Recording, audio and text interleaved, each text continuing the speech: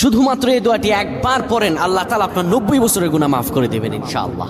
আপনার 90 বছরের গুনাহ মাফ হয়ে যাবে শুধুমাত্র এই দোয়াটি যদি একবার পড়তে পারেন। আপনার ভাগ্য খুলে যাবে, রিজিকে বরকত আসবে, মনের ন্যাক আশা পূরণ হবে, আল্লাহ আপনার সব দোয়া কবুল করে দিবেন। সুবহানাল্লাহি ওয়া বিহামদি।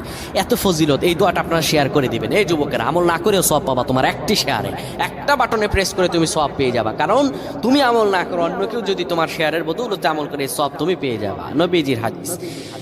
আমার ভাইয়েরা, আল্লাহর কাছে দোয়া করা, আল্লাহর কাছে দোয়া চাওয়া, এটি হলো মুমিনদের কাজ। আমার আল্লাহ বান্দাকে বলেন, বান্দারে উদউনি আস্তাজিব লাকুম, আমার কাছে চাও, আমার কাছে চাইলে আমি আল্লাহ তোমাকে দিয়ে দিব।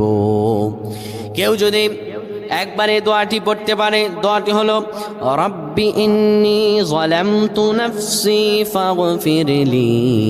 কেউ যদি এই দোয়াটা একবার পড়তে পারে, আমার আল্লাহ তাআলা তার 90